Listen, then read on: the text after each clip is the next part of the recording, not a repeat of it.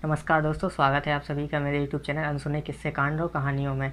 आज हम इस वीडियो में बात करने वाले हैं ना कि मध्य प्रदेश की जो पब्लिक लाइब्रेरी हैं उनकी ऐसी हालत क्यों है, कि किस कारण से वो ऐसी ही बंद पड़ी रहती हैं या फिर वो इतनी अच्छी सक्सेसफुल नहीं हैं, जिसके कारण भोपाल, इंदौर जैसे बड़े बड़े शहरों में जो प्राइवेट लाइब्रेरियाँ हैं वो इतना ज़्यादा पैसा क्यों छाप रही हैं और पब्लिक लाइब्रेरियाँ वो क्यों सक्सेसफुल नहीं हैं। तो लाइब्रेरियन जो व्यक्ति होता है वो एक पूरे शहर का टीचर होता है, क्योंकि वही डिसाइड करता है कि उसका शहर क्या पढ़ेगा, क्या सोचेगा और किस दिशा में आगे बढ़ेगा। और हमने क्या है ना, हमारे मध्य प्रदेश में या फिर बाकी और अन्य जगह, अन्य राज्यों में भी ऐसा ही हो सकता है कि हमने ना अपने लाइब्रेरियंस को ना लाइब्रेरियंस नहीं बना के रखा है। हमने ना उनको सिर्फ़ और सिर्फ स्टोर कीपर बना के रखा है, जो क्या काम करते हैं, सिर्फ़ और सिर्फ दिन भर किताबों को गिनते रहते हैं कि हम कितनी किताबें आईं, कितनी जमा हुई, क्या हुआ क्या नहीं हुआ। ये एक स्टोर कीपर का काम होता है ये सब काम करना। अब दिक्कत कहाँ है कि मध्य प्रदेश में ना लाइब्रेरियों की इतनी बुरी हालत है, खासकर पब्लिक लाइब्रेरियों की। वहाँ पे कोई पढ़ने को आता ही नहीं है, आते हैं तो कोई व्यवस्थित मैनर नहीं है, कुछ भी नहीं है। तो ये काम ना एक अच्छे लाइब्रेरियन का होता है। और दरअसल में ना इसके पीछे एक बहुत बड़ा कारण ये भी है कि हमारे यहाँ की जो लाइब्रेरियन का डिप्लोमा होता है, वो डिप्लोमा कुछ इस तरीके से दिया जाता है कि कोई वो बच्चा कभी ना वहाँ पे पढ़ने जाता है, ना उसको लाइब्रेरियन की कोई टेक्निक सिखाई जाती है, कुछ भी अच्छे से नहीं सिखाया जाता, सिर्फ डिप्लोमा दे दिया जाता है। ये उसका सबसे बड़ा कारण है। और जो लाइब्रेरियन होता है वो कभी लाइब्रेरियन बनना ही नहीं चाहता है, उन्होंने कभी कोई किताब पढ़ी नहीं होती है, उन्हें कोई अच्छी ढंग की या फिर किसी अच्छे उच्च स्तर की या फिर किसी अच्छी किताबों से सुसज्जित लाइब्रेरी उसने कभी नहीं देखी होती है।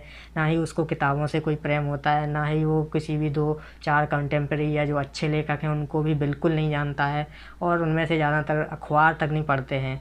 और ना ही उनमें कोई जो अच्छे रीडर्स होते हैं, अच्छे राइटर होते हैं, उन्हें भी वो भी उन्हें पसंद नहीं आते हैं। ना उन्होंने किसी भी नए व्यक्ति को या फिर नए व्यक्ति को वहाँ पे पब्लिक लाइब्रेरी में बुलाया होता है, ना उस व्यक्ति को वहाँ पे जोड़ा होता है। और किताबें इशू करने में भी वो व्यवधान उत्पन्न करते हैं। अक्सर हम वही देखते हैं कि सर लेट टाइम से हमने रिन्यूअल नहीं कराया, कहीं कुछ नहीं कराया, तो सर 50 रुपये ले लीजिए, 100 रुपये ले लीजिए, हमारा काम कर दीजिए, सर प्लीज़ रिन्यू कर दीजिए। ये ऐसा सिस्टम रहता है। और इसके अलावा ना टेक्नोलॉजी को अपनाने में ना, ऑनलाइन सिस्टम को अपनाने में ना वो लोग इतने हैं कि हमारे देश के ना आदिवासियों से भी बहुत ज़्यादा पिछड़े हैं। उनको इतना डर लगता है, उनसे बोलेंगे सर इसको ऑनलाइन कर लीजिए, या फिर ऑनलाइन करने पे कोई बच्चा यदि सब्जेक्ट का नाम पूछता है तो आप बता देंगे डायरेक्टली सर्च करके कि ये वो कभी है कि नहीं है। क्योंकि कोई यदि उसको इशू करा के ले जाता है तो आपके सिस्टम में वो ऑटोमेटिक ही बता देगा कि यहाँ पे ये किताब नहीं है। तो बच्चे ने किताब पूछी है, आप नाम उसका डालेंगे ऑनलाइन सिस्टम में, पता चल जाएगा कि वो कभी है ही नहीं, वो ख़त्म हो चुकी हैं या सारी बुक इशू हो चुकी हैं। तो वो इस टेक्नोलॉजी को भी अपनाना नहीं चाहते। जैसे ही टेक्नोलॉजी का बोले सर हमसे कहाँ हो पाएगा, अब कहाँ उम्र निकल गई, अब कहाँ सीखेंगे सर ये वो, बस बहाने मारने को बैठे रहते हैं कि नहीं हमें करना ही नहीं है, कुछ नहीं करना है। और रीडर्स एक्टिविटी है ना, जो उन्हें इतनी बेकार लगती हैं, चार छः बच्चे इकट्ठे होकर बैठ के कुछ डिस्कस करेंगे, जो एक्टिविटीज़ करेंगे वो भी उनको बहुत बेकार लगती हैं। और भाई जो मैंने पहले बताया कि दिन भर कुछ नहीं है, किताबों का रिकॉर्ड एक स्टोर कीपर की तरह चढ़ाते रहेंगे कि आज कितनी गई, कितनी आई, कितनी जमा हुई, ये सब कितनी रिन्यूअल हुई, नहीं हुई। और अगर उनसे बोल दो ना कि सर किसी किताब के बारे में आप 2 शब्द बोल लीजिए, तो मुश्किल से ही कुछ ही व्यक्ति मिलेंगे पब्लिक लाइब्रेरी में जो 2-4 शब्द ही बोल पाएंगे। नहीं तो पहली बात तो वो बोलने को ही तैयार नहीं होते हैं। उन्हें खुद ही लगता है कि यार हम क्या बोलेंगे, क्या करेंगे। इसके अलावा ना फिर उनके जीवन का सिर्फ एक ही लक्ष्य होता है, जो पब्लिक लाइब्रेरी में लाइब्रेरियन होते हैं उनका सिर्फ यही लक्ष्य होता है कि हम बिना पेनल्टी दिए बस आराम से सुकून से रिटायर्ड हो जाएं, ताकि हमारी ज़िंदगी आराम से कर सके। अब वो लाइब्रेरियन डिप्लोमा करने के बाद बने भी इसलिए बैठे रहते हैं क्योंकि उनका सिर्फ ज़िंदगी का एक ही मकसद होता है कि हमको क्या, एक अच्छी सरकारी नौकरी मिल गई है, उसमें उन्हें हर महीने तगड़ी वेतन मिलती है, बस आराम से मौज की ज़िंदगी कट रही है। उनको लाइब्रेरी से कुछ ज़्यादा मतलब रहता ही नहीं है। अगर ऐसा एक भी व्यक्ति किसी भी एक पब्लिक लाइब्रेरी में आ जाता है ना, तो वो लाइब्रेरी बिल्कुल सुव्यवस्थित ढंग से चलने लगती है। और जो बड़े बड़े शहरों में लाइब्रेरी का कल्चर जो चल गया है, जिसके नाम पे ना प्राइवेट कंपनियां या फिर प्राइवेट लोग या फिर जो प्राइवेट लाइब्रेरी के व्यक्ति हैं ना, जिन्होंने खोल के रखी है, वो मनमाने ढंग से अच्छा खासा पैसा वसूल रहे हैं, वो भी करना बंद कर देंगे।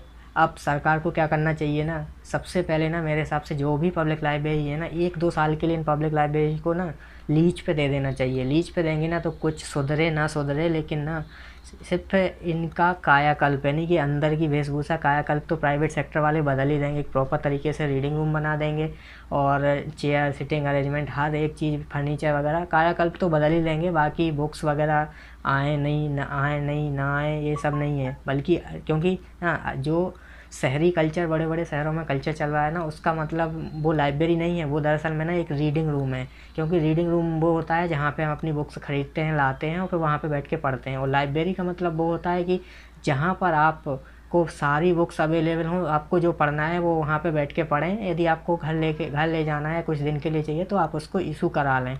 लेकिन ना जो अभी कल्चर चल रहा है ना, वो लाइब्रेरी का कल्चर नहीं है, वो एक दरअसल में रीडिंग रूम का कल्चर है।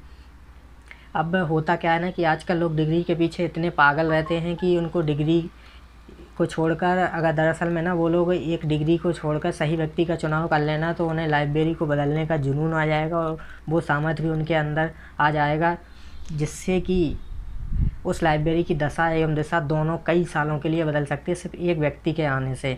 अब ना वही लोगों ने लाइब्रेरियन को भी और लाइब्रेरियन की जॉब को भी वही रोज़गार गारंटी का एक स्कीम समझ के रखा हुआ है। और वही जो मैंने पहले बात शुरू में बोली थी ना कि लाइब्रेरियन या लाइब्रेरी, कोई भी पब्लिक लाइब्रेरी है, जो लाइब्रेरियन है उसका काम है कि उस शहर, जिस शहर में वो लाइब्रेरी, चाहे पब्लिक हो चाहे प्राइवेट हो, मैं वैसे भी पब्लिक लाइब्रेरी की बात कर रहा था, तो उस पब्लिक लाइब्रेरी का पूरा काम है कि उस में क्या किताबें रखेगा, उस शहर का व्यक्ति क्या किताब पढ़ेगा, ये सब उस लाइब्रेरियन का काम होता है। तो वही लाइब्रेरियन डिसाइड करता है कि उस शहर की हवा, दिशा दशा किस रूप में होगी, ये सब लाइब्रेरियन का काम है। तो पब्लिक लाइब्रेरी को ना यदि आपको सुधार करना है ना, तो ये सब चीज़ें करनी पड़ेंगी, ताकि आप आसानी से देश की या फिर अपने जो राज्य हैं उनकी पब्लिक लाइब्रेरियों की जो खस्ता हालत पड़ी रहती है ना, उसमें सुधार आसानी से आ सके। वीडियो देखने के लिए आप सभी का बहुत बहुत धन्यवाद। यदि वीडियो अच्छा लगा हो तो आप हमारे यूट्यूब चैनल को सब्सक्राइब करें, साथ ही और लोगों के साथ भी शेयर करें। और जो कोई भी आपका कोई ऐसा अधिकारी हो या फिर कोई आपके जान पहचान का लाइब्रेरियन है, जो कुछ मैंने जो चीज़ें इसमें बताई हुई हैं वीडियो में ऐसे ही कर रहा हो ना, तो उसको भी ये वीडियो शेयर करें, ताकि उसके दिमाग में 2-4 आइडियों की बत्ती जल सके और वो कुछ इस तरीके से सुधार कर सके। वीडियो देखने के लिए आपका धन्यवाद। जय हिंद।